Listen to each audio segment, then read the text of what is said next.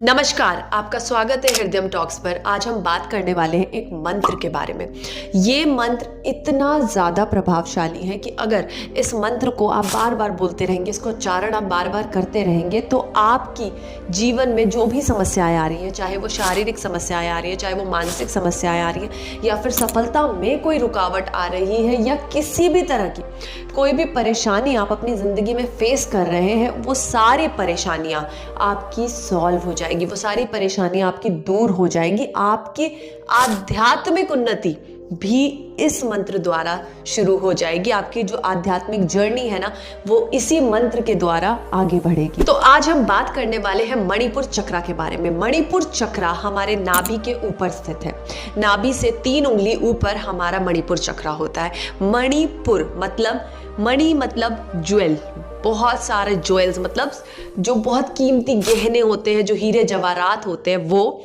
पुर मतलब जो वहां पर वो एक सिटी है, मतलब एक शहर है जहां पर बहुत सारे ज्वेल्स हैं। तो जब हम मणिपुर चक्रा की बात करते हैं तो हम अपनी ग्रोथ की बात करते हैं, हम अपनी प्रोस्पेरिटी की बात करते हैं, हम आगे बढ़ने की बात करते हैं। उन्नति, सक्सेस, सब कुछ हमारे इस मणिपुर चक्रा पे ही अटकी होती है। तो मणिपुर चक्रा एक ऐसी सिटी है जहां पर हमारे सारे के सारे हीरे जवाहरात रखे हुए हैं। दूसरी चीज, अब क्यों रखे हुए हैं वहां पर हीरे जवाहरात? क्योंकि वहां पर हमारी जठार अग्नि भी स्थित होती है। मतलब जो नेवल का एरिया होता है, वहां हमारी जठार अग्नि होती है जो जल रही होती है।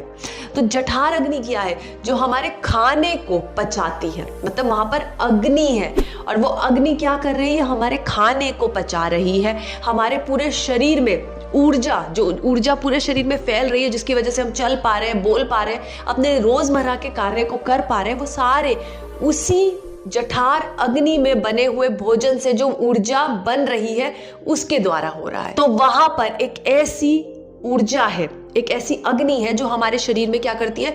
ऊर्जा का संचार करती है। तो वहां पर क्या है? जठार अग्नि स्थित है। अब वहां पर जठार अग्नि है और हम उसको क्या बोल रहे हैं कि वो जगह एक ऐसी जगह है जहां पर सारे के सारे हीरे जवाहरात हैं।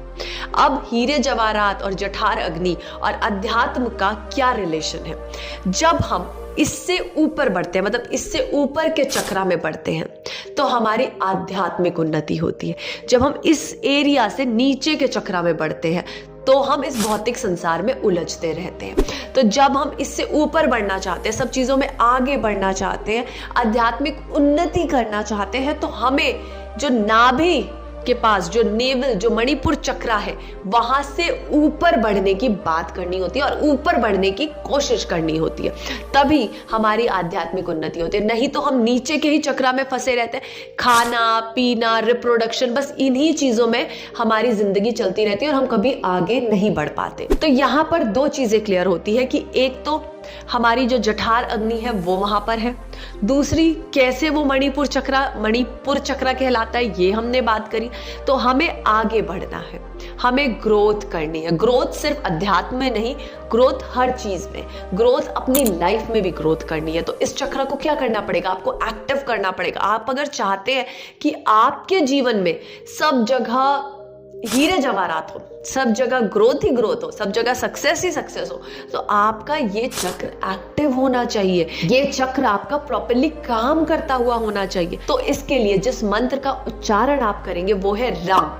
अब रम मंत्र आपने बहुत बार सुना होगा। आप इसको रम करके भी कर सकते हैं, रम रम रम रम, इस तरह से भी कर सकते हैं। तो जितना ज्यादा हम रम मंत्र का उच्चारण करते हैं, उतनी ज्यादा अग्नि की ऊर्जा हमारे अंदर आ जाती है। अग्नि जलती है। तो यहां पर जो जठार अग्नि है ना, वो एक यज्ञ कुंड मानिए, वहां पर एक यज्ञ हो रहा है। और ये जीवन क्या है? ये जीवन एक यज्ञ है। और जो भी आप कर रहे हैं, जो भी आप करते हैं अपने जीवन में, आप उस यज्ञ कुंड में उसकी आहुतियां दे रहे हैं। और जैसे जैसे आहुति हम देते चले जाते हैं, वैसे वैसे ही हमारे कर्म बनते चले जाते हैं और वैसे वैसे ही हम कार्य करते जाते हैं और उसी के हमें सारे फल स्वरूप भी मिलते चले जाते हैं। तो आपको इस हवन कुंड में उस अग्नि को जलाए रखना है। अपनी पाचन शक्ति को अच्छा रखना है, अपने जो यज्ञ कर रहे हैं, जो जीवन एक यज्ञ है, उसकी सारी आहुतियों को देते चले जाना, वो आहुतियां सारी वो स्वीकार करें। तो इस तरह से आपको इस जठार अग्नि को एक्टिव रखना है। एक्टिव कब रहेगी? जब हम इस मंत्र का उच्चारण करते हैं। अब ये जो रम मंत्र है, ये एक बहुत इंपॉर्टेंट नाम से आया है, जो है राम नाम।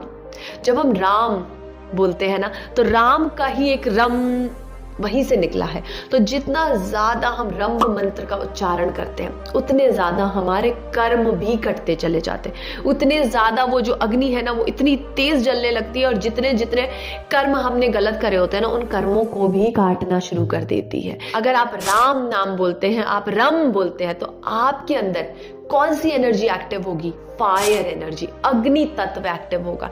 और जब अग्नि तत्व हमारे अंदर एक्टिव होता है ना, तो हमारे अंदर ऊर्जा आती है कि मैं करके दिखाऊंगा, मैं ये कार्य करूंगा, मैं अच्छे से कार्य करूंगा, मैं इसमें सक्सेसफुल होऊंगा, मैं आगे बढ़ूंगा। तो इस तरह से हमें इस एनर्जी को एक्टिव करना होता है, इस ऊर्जा को एक्टिव करना होता है, इस मंत्र द्वारा इस ऊर्जा को एक्टिव करना होता है। तो आप इस मंत्र का उच्चारण करेंगे, दिन में एक समय निकालिए, 15 मिनट रोज बैठकर आप इस मंत्र का उच्चारण करते रहिए। तो आपको अगर कोई डाइजेशन से रिलेटेड प्रॉब्लम होगी, स्टमक ब्लोटिंग, कुछ भी पेट से रिलेटेड, अपनी उदर से रिलेटेड कोई भी आपको समस्या होगी, तो वो आपकी सब सॉल्व हो जाएगी इस मंत्र से, इस नाम से, राम नाम से या रम मंत्र से। वो सब चीजें आपके अंदर एक्टिव हो जाएगी। तो जैसे हनुमान जी है ना, वो हर वक्त राम नाम लेते रहते थे, हर वक्त राम नाम लेते रहते, तो इतने ऊर्जावान थे वो, इतने शक्तिशाली थे वो, हर चीज पे विजय प्राप्त करने की शक्ति थी उनके अंदर। इस तरह वो शक्ति भी आपके अंदर आ जाएगी। तो मैं आशा करती हूँ कि वीडियो आपके लिए बहुत हेल्पफुल रही होगी। वीडियो हेल्पफुल रही होगी तो वीडियो को लाइक जरूर करिएगा, हमारे चैनल को सब्सक्राइब जरूर करिएगा। बहुत बहुत धन्यवाद।